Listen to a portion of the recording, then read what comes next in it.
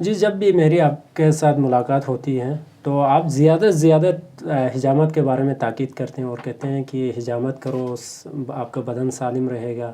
تو آپ یہ حجامت کے بارے میں کچھ توضیح دے دیں تاکہ کیا کیا نقصانات ہیں اگر حجامت نہ کریں، تو اور کیا کیا فائدے ہیں حجامت کرنے سے، تو اس پہ آپ تھوڑا سا توضیح دے دیں. جناب، صحت کے بارے میں ہمارے روایات میں جو چیزیں بتایا گیا ہے تو سب سے زیادہ تاکید حجامت پر ہوئی ہے. حجامت سے زیادہ کوئی علاج پہ اتنا تاکید نہیں ہوا ہے. ایک یہ قریب ہمارے پاس 600 سے زائد روایات حجامت کے بارے میں ہیں ائمہ طاہرین سے. تو ایک تو سنت رسول اکرم صلی اللہ علیہ وسلم ہے. تو حجامت اتنا اہمیت ہے.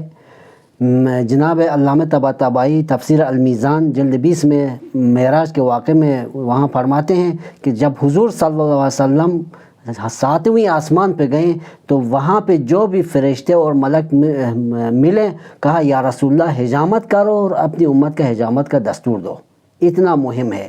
اور ایک روایت میں ہے کہ 5 چیز سنت انبیاء میں سے ہے. 5 من سنن الانبیاء الحلم والحیا والسواک والعطر والحجامت، یعنی 5 چیز سنت انبیاء میں سے قرار دیا گیا ہے. ایک یہی حجامت ہے. یعنی تمام انبیاء حجامت انجام دیتے تھے، تمام اہل بیت حجامت انجام دیتے تھے. تو اتنا مہم ہے. تو یہ حجامت کی اہمیت. اور حتیٰ روایات میں ہے کہ کسی شخص نے اگر زہر کھایا ہو تو بھی حجامت کرنے سے وہ بچ سکتا ہے. اتنا مہم ہے. تو پیغمبر اکرم صلی اللہ علیہ وسلم فرماتے ہیں تو جبرائیل نے اتنا حجامت کے بارے میں تاکید کیا تو میں نے یہ سمجھا کہ یہ میرے امت کے لیے واجب ہو جائے گا. تو اتنا حجامت کی اہمیت ہے. تو اس کے فوائد کیا ہے؟ تو حجامت میں بہت سے بیماریوں سے انسان بچ سکتا ہے. بہت سے بیماریوں کے لیے علاج بھی ہوتی ہے اسی حجامت کے ذریعے سے. حجامت میں آپ کا خراب جو گاڑھا خون نکالتے ہیں. کبھی کبھار ابھی بہت سے لوگ اس زمانے میں خوراک کی خرابی کی وجہ سے، موسم کی خرابی کی وجہ سے یہ تمام چیزیں ان کے صحت پر اثر رکھتا ہے. تو ان کے وجہ سے ہارٹ اٹیک ہوتے ہیں. اگر یہ لوگ ہارٹ اٹیک ہونے سے پہلے اگر حجامت کرتے تو یہ واقع ان پر نہیں ہوتا تھا. اتنا مہم ہے. لذا صحت مند رہنے کے لیے حجامت کریں. اچھا، تو یہ عالم اسلام میں اتنے حجامت کے تاکید فوائد بتائی گئی ہے. تو علمی لحاظ سے 200 سے زائد بیماریوں کا علاج یہی حجامت کے ذریعے سے بتایا جاتا ہے گیا ہے.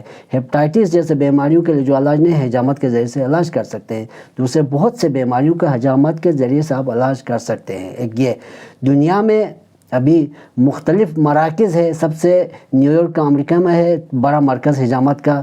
تو بہت سے کتابیں لکھی گئی ہے. ان میں دنیا میں مشہور ترین کتابیں جو حجامت کے بارے میں لکھی گئی ہے، ایک جرمنی ڈاکٹر ہے 2 جلد کتابیں لکھا ہے حجامت کے بارے میں، یوہان اپلے اس کا نام ہے. تو وہیں اپنے کتاب میں کہتا ہے 75% لوگوں کے بیماری، دنیا کے لوگوں کے بیماریاں حجامت کے ذریعے سے درمان ہو سکتی ہے. اور دوسرا سب سے بڑی کتاب حجامت کے بارے میں لکھا ہے الچی امریکن کا ایک وہ ڈاکٹر ہے، اس نے حجامت کے بارے میں یہ ایک کتاب لکھی ہے. تو یہ ہے کہ اگر آپ ہمیشہ حجامت کرتے رہیں گے تو آپ کے امیونٹی سسٹم بڑھ جاتی ہے، آپ کا خراب خون ختم ہو جاتا ہے، تازہ خون آپ کے جسم میں پیدا ہوتا ہے. تو بعضی لوگ کہتے ہیں آقا ہمارے پاس خون کی کمی ہے، ہم حجامت کرنے سے ڈرتے ہیں. تو عزیزان گرامی، خون دیکھیں، حجامت میں آپ کا تازہ خون ہم نہیں نکالتے ہیں، وہ گند خون نکل جاتا ہے. صحیح ہے. تو یہ لہذا ڈرنے کی کوئی بات نہیں ہے. اس لیے اگر آپ حجامت میں ایک قطرے خون بھی نکل جائے گا تو آپ کے لیے مفید ہے. خصوصاً بعض لوگوں کے لیے حجامت واجب ہی سمجھو، جن لوگوں کے لیے بلڈ پریشر ہے، بلڈ پریشر ہائی ہوتی ہے، ان کے لیے شوگر کے بیماری میں مبتلا ہے، جن کے لیے تھوڑے سے خارش کے بیماری ہے جسم میں، ان کے لیے حجامت لازمی ہے. ایک شخص نے آ کے امام جعفر صادق علیہ السلام سے عرض کیا کہ یا ابن رسول اللہ، میرا جسم میں خارش آ گئی ہے، یہ خارش رسم بالکل ٹھیک نہیں ہو رہا ہے. تو امام نے کہا 3 مرتبہ اپنے پیر میں حجامت کرواؤ. تو یہ شخص نے یہی کام کیا، وہ ٹھیک ہو گئے. لذا حتیٰ مختلف انسان کے اجزاء پہ حجامت کر سکتے ہیں. سر کا حجامت ہوتی ہے, پشت کا حجامت ہو سکتا ہے, کمر کا حجامت ہوتی ہے, ٹانکوں کا حجامت ہو سکتے ہیں. مختلف اجزاء میں حجامت کر سکتے ہیں اور مختلف فوائد بھی ہے.